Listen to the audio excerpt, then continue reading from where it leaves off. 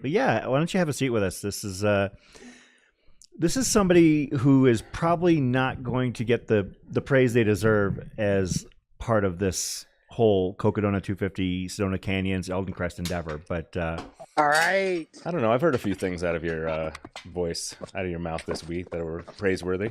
well, I try. Of course, this right here is bib number 48. this is Birch. Yep, look on Birch. That's Michael Pitts. All right, Michael. But right now here with us is the man who is in charge of Race Command, and that is Aaron Schmidt. Aaron, welcome to the show. Thank you very much. Thanks for having me. How you doing, Aaron? I'm doing well. All How right. are you? We were just talking about Race Command. Yeah. I kind of walked in on the tail end of that conversation. Well, because Absolutely. Noah was just we just had a little tasting here. I went up to the Pete's Meats aid station, went Sure. for my jog this afternoon, and they were nice enough to wrap up some samples. I said, hey, the guys back in the studio, they're hungry, and we're going to be up late tonight, so could we get a little sampler platter? So we're eating the sampler platter and coming along, and all of a sudden Chris's phone starts blowing up with Noah like complaining about whatever he's eating, Cheez-Its or whatever, goldfish or Nature Valley granola bars. Yeah. and I'm like, Oh, come on. There's a timing Well, mad. The sticker Well, in the that's middle because of I had the floor. audacity to ask him for some information, and I should have known better. But let's give him Let's see this this. man his moment in the sun. For This is sure. Michael Pitts, bib number 48, heading down Cocodona Alley. all right, Michael, good strong finish. You can see Very good. that is Howie Stern, the legendary photographer. A couple years ago, one of his finish line photos made the cover of Ultra Running magazine. Very famous photo. Real quick, small town Texas, born and raised. He works in the construction industry, has a passion for helping others. He has a podcast, Next Okay. in Line Development, a beautiful and supportive wife, along with an amazing 9-month-old daughter, both of which he is thankful for every single day. 3 years ago, he lost 65 pounds and started running, then ultra running. It's been a long road to get where I'm at, but I wouldn't change a thing. I'm blessed with some amazing friends and family in life. What inspired Mike Pitts to get into this? Before I lost weight and got in shape, I saw the year one live stream and fell in love with the idea of Cocodona. I swore one day I would run this race, and after pacing Daniel Gilliam last year, I decided that this was the year to make it happen. Thank y'all for putting on an amazing event. Mike Pitts, breaking the tape at 92.12 from Texas. Congratulations, man. Of course, Aaron, you over at Race Command, you are following these runners the entirety of their journey. Can you describe kind of how that's done? Because a lot of times people will be following the tracker and they'll be like, oh, somebody tell Race Command that this person's tracker is 4 meters off the course or Right. something. But how does that work? Well, the secret is I'm following the tracker as well. That's pretty much the majority of my week is I literally scroll up and down the course from the back of the pack to the front, zooming in and out, seeing because we have things that, it'll be a bad ping. That's where you're, 4 meters off the course occurs. Sometimes it's a little bit more. If you saw Jeff last night, he Yes. made it to Utah. I was very going to ask quickly. about that. Yes. So that was a bad ping. But yeah, that's the bulk of what I do. Aside from the communications part, which is also big, it's keeping track of all the runners to make sure that they stay on course, don't get lost, don't get off course, go down some other dark road, and make it to the finish. So when a runner does go off course in Cocodona or Sedona Canyons, what is the protocol for that? Well, obviously we're not holding their hands. Yeah. This is a big boy race. Get out there and get it done. But I keep my eyes on them. So if I start seeing someone to stray, we don't have a specific ABC follow this protocol, but I give them a few minutes. And if I still continue to see them going in the wrong direction, I'll reach out. So we have the text numbers for them, and I can text them immediately. Let them know, obviously identify myself, who I am, so they don't wonder who this random number is coming into them in the middle of the night. Mm-hmm. But let them know, hey, it looks to me that you're off course. Can you, verify where your position is? And we go from there. Okay. One of the things that was interesting earlier this week was that we had a runner, Eliza LaPierre, who had actually, when sometimes you'll have the pings go off course. Sure. I'm not always alarmed. Like, for instance, if you see it looks like somebody's either climbed a cliff suddenly or gone off one. Right. Well, we've got a different situation entirely. But with the case of Eliza, there were like a series of 2 or 3 pings where she was shown as off course and going down an established trail. Yes. That's probably a bigger alarm for you than anything. Absolutely. Again, looking at the tracker, you can sort of tell. You can zoom in. You can see where there's a road, where there's a trail, where there's something else they could be following that might look like the actual course versus Jeff Garmeyer going straight to Utah without stopping. There's some that are very obvious that I know I don't need to follow up on, and then some that I keep a closer eye on as well. Okay, this looks like Mandy Nielsen. Yeah, that's Mandy Nielsen right there.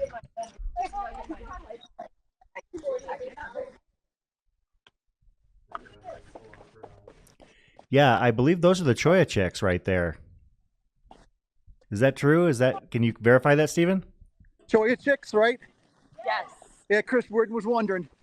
Yes, it is. I don't know if you heard me or not. Oh, I heard you. Congratulations, Mandy, for getting it done.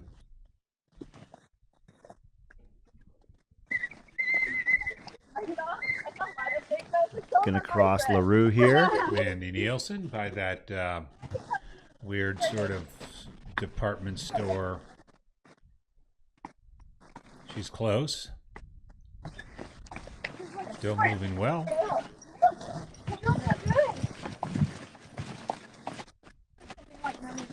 Ryan Fry asking if we can get Patty on the live stream. That's a tall order. Yeah, unless you want to listen to it on like Tuesday. Yeah, Patty is pretty shy about that kind of thing. I've brought her on once, I think. Is it? Yeah. Yeah, she's not like the camera. Yeah. She likes to help every single runner possible, but she likes to do so on the down low. Correct. Oh, thank you. And Dr. Steve back up the course. We get to the finish line? Yep. Perfect. Boom. There it is. As you can see, Mandy Nielsen wearing the light, crossing with her fellow Choya Chicks teammates. I believe that was Barb Lee to her right, who ran Black Canyon earlier this year.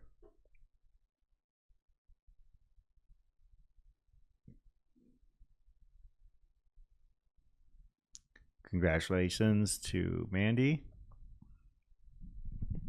I would believe that'd be her partner, Ked, right there. 42 hours and 28 minutes.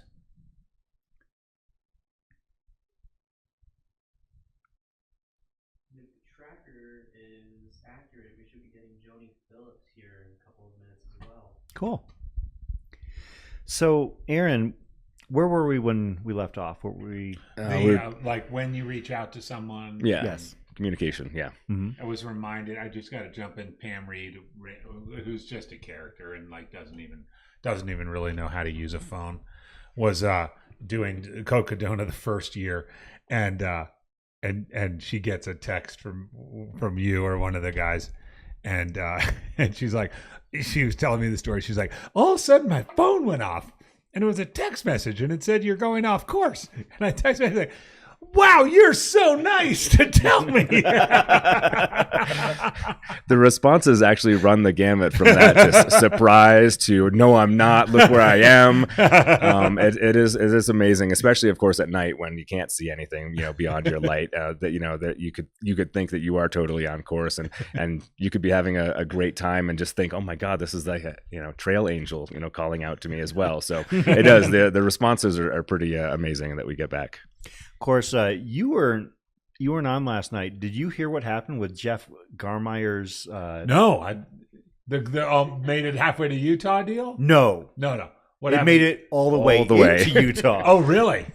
It pinged. I'm just going to show you because I took a screenshot of it because I couldn't believe it. Absolutely, I did as well. Yeah, that's one we'll savor in a kind of a fun fashion here. The live chat dubbed it the Cocodona 1000 because he added about 600 miles to his. to his Yeah, total. I thought I had a screenshot of it, but So it basically just went, it was literally north of Bears Ears. really? Yeah. Yeah. Comment. That was the funny thing. Yes, it was. He wound up right next to a mountain by the name of Mount Ellen while he was coming down Mount Eldon. I thought maybe the GPS was just reading things wrong and decided to send him that way. But actually, that's that trip of coming down Eldon is a little bit tricky. And We get a lot of glitches in that spot, and it's not uncommon. I've never seen it go out of state. I've never seen it gone out of town. yeah. But it's that coming down is we get a fair amount from there that automatically will shoot in a different direction and then bounce right back in 5 minutes later. And that's actually got to be concerning because that is one of the more treacherous places to miss a turn as well. That's one of the things I was going to ask you next, Aaron. Which areas of the course do you find runners tend to miss the turns more? Because when you're coming down Eldon, you're running on Forest Service Road and you do turn off on a single track. Correct. And if you miss that, you're going to get a text message. But if you're getting some ping float, how do you, I remember, I want to say it was last year, like there were 2 or 3 runners that basically all kept on going down the road. What happens in that situation? They've got to come back up the road. You got to do the time. Yeah, I mean, there's really, it depends. There's sometimes when you're on a road and the easiest way is to just turn around and you might be 2 miles away, but you've got to backtrack those 2 miles, and that's just part of the sport, right? And then there's sometimes when they're off just in the desert somewhere, in the forest somewhere, and you can just guide them back through and get them back to that spot that they left the course. It's depends on the spot. It depends on the person, how well they are at orienteering in the dark, I guess you could say, knowing their north and their south.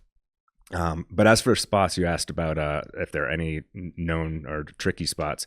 The first one that comes to mind is really actually more of a benign miss, but I'd say, it's probably 50. It might be 50-50 who actually make it or not. And it's coming into Fane Ranch from Iron King. It's along the road in that grasslands area, and there's just a part where it kind of bows a little bit out and then in again, and almost everybody just goes right through it. Excuse me. For a couple reasons, I'm sure. Some of it has to do with it's very windy there, and course markings get blown away. It's grassy, and so course markings just get lost in it as well. And then it's usually in the dark, not versus the day. So, again, you're just kind of plugging away straight, and you just keep going until you see that next flag. What is the furthest off course you've seen somebody here at Cocodona? I think the furthest was that turn coming down Eldon where they stayed on the road and they got about 2 miles down the road. All the text messages in the world weren't going through. Unfortunately, It's you said, a dead zone. It is. It's a dead zone.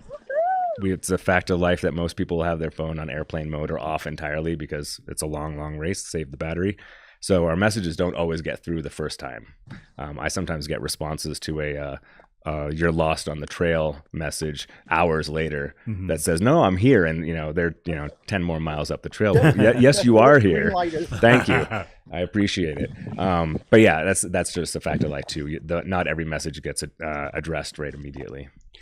There was one runner last year, I want to say, that was lost in Munns Park somewhere, like we're in a residential area. Like in the neighborhoods? Yeah. I don't remember if maybe it was last year or the year before, but It's not ringing a bell, unfortunately. Okay. And it was during the day, which made it even more mystifying.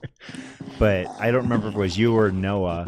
If you were on the call and don't remember it, I'm fine. If Noah was on the call, then the person probably still lost. Probably why he got lost. But yeah, I'm always curious about how that works, and we refer to Race Command extensively as we're doing our coverage because the chat is they're attached to the tracker, they're handcuffed to the tracker the same way we all are. Yeah.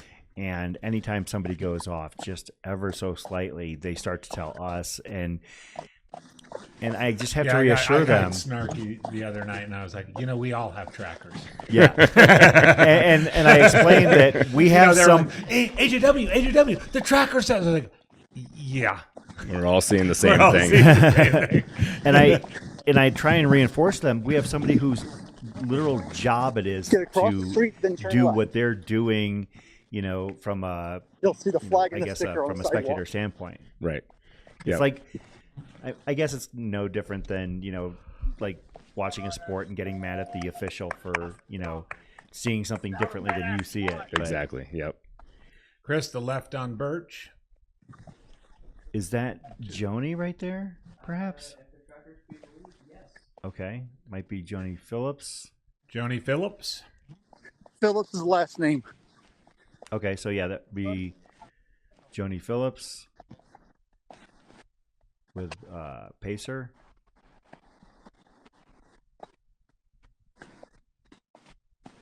Heading down Birch, gonna cross LaRue.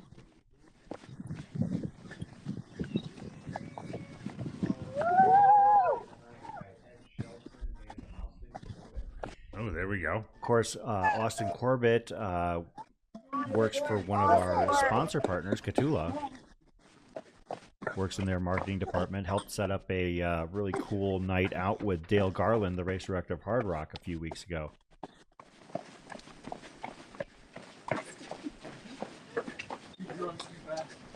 And she's going to make the right-hand turn down Cocodona Alley, and we will see her into the finish. So, Aaron, for those who aren't familiar with you, or what you're doing, obviously, like you are. Oh, that's a nice little. Picked up the pace there. Finish kick. Yeah, solid kick there at the finish line. Congratulations, Joni. So, as I was saying, what else do you do for Aravaipa?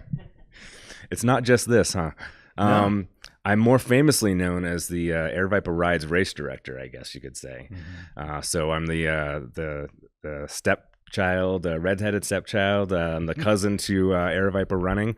We put on all the mountain bike races. Yeah. And we have a blast doing it.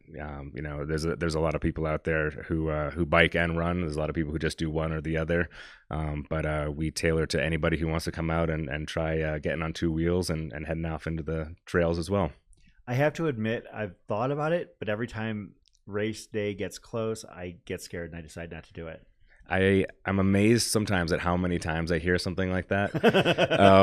And I don't know, maybe because I've been riding for so long, it just doesn't faze me that much anymore. And trust me, stuff phases me. I'm not like completely oblivious to the fears of things out there. But just I don't know. I think you should just get out and try it one time. I don't put on a whole lot of races that are difficult, that are gonna throw you to the ground. We've got some really nice trails. You're familiar with the trails down in Phoenix. Some really nice trails out there. And the idea, just like with running, is we want you to finish. Absolutely. got Looks like two we've runners got here. 148 is Ed Shelton, and I do believe if that is a runner in front of him as well, that Correct. would be Austin Corbett. 176. Yeah, perfect. A little bit about Ed Shelton. Is originally from New Jersey, currently lives in Texas, just north of Austin, with his wife, 2 daughters, 4 cats, and a bearded dragon. Head of a business analytics intelligence at a health insurance startup based in California. Been running 13 years, and he's completed many other ultra-endurance events, including Spartan Death Race. He had such a good time running it last year, he had to do it again. So this is Ed Shelton's second time from And Black of course, Canyon City as / Deep we Canyon mentioned, Ranch to Flagstaff. also finishing the race here, Austin Corbett, Flagstaff local, and on the staff for Catula. As you can see, the Catula sign's up above the archway there and in the background. And the exclusive sponsors of the Pete's Meats Aid Station. Have you seen that commercial? Have you seen that commercial? We have a Pete's Meats commercial. No, we have a Catula commercial with Sorry, I was blind. with Pete Mortimer in it. I have seen that commercial. Yes. It's very comical. Yep. So congratulations to our 2 most recent finishers, Austin and Ed of the Cocodona 250. So you, as we mentioned, the big reveal is that you aren't just race command all the time. Right. You're also the race director for Aravaipa Rides. So if I'm a completely nervous, incompetent, got scared because I saw somebody get hurt one time at a bike race person, and you're trying to convince me, oh, it's not so bad, you can try this. Which race should I try? Oh, that's a good question. My first thought off the top of my head would be Stunner. It is a night race, but it's also a very smooth course. I guess the better answer, and as I'm thinking through it in my head, would be the Pass Mountain race, which we call Tonto Mountain when the rides show up the next day. But it's the same course. It's at Usury Park down there in Mesa. Very smooth, buttery, great trails. Only one section that's got a little bit of rock, so it's a little bit bumpy.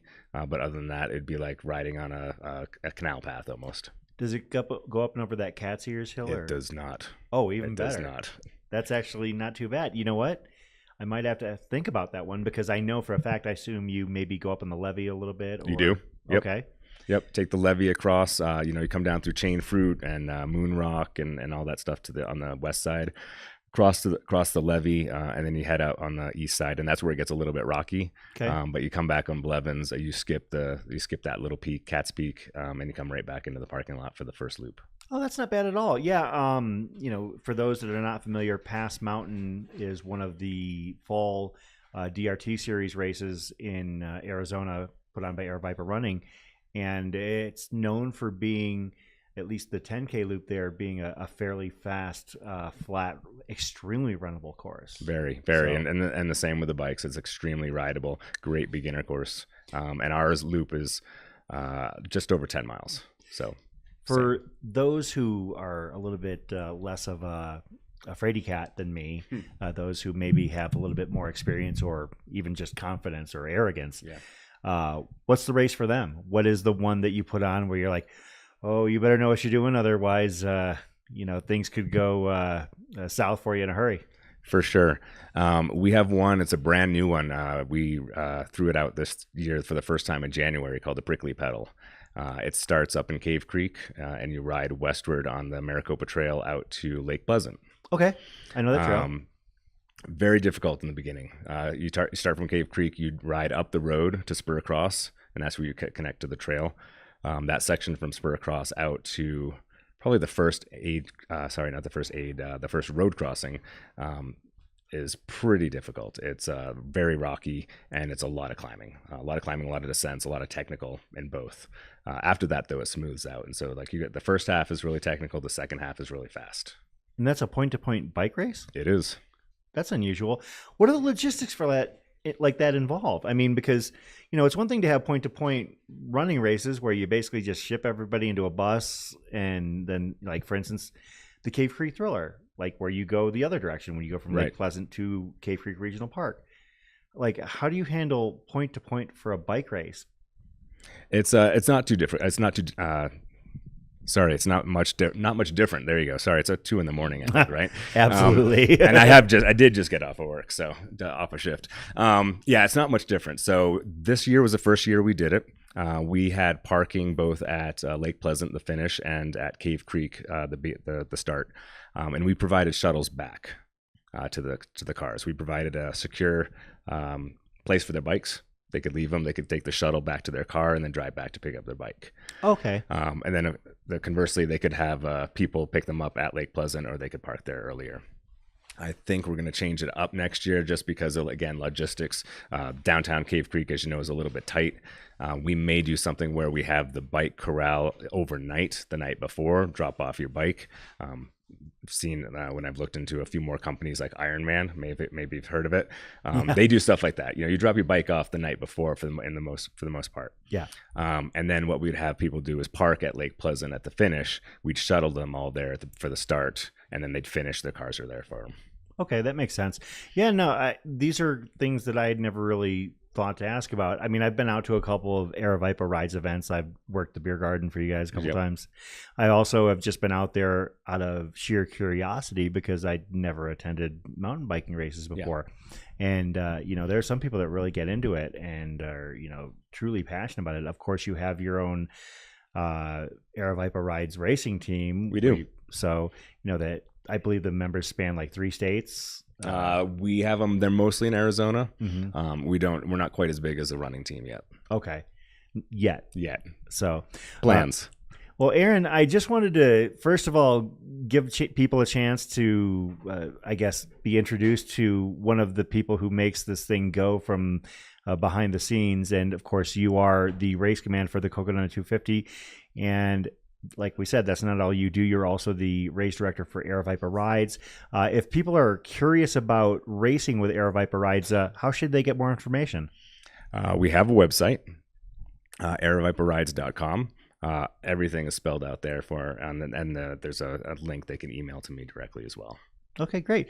Aaron, I know you just got off a long shift and you got to get some rest because Lord knows what Noah's doing over there at Race Command. You're going to have messes to clean up in the morning. Oh, he's holding it together. I know he is.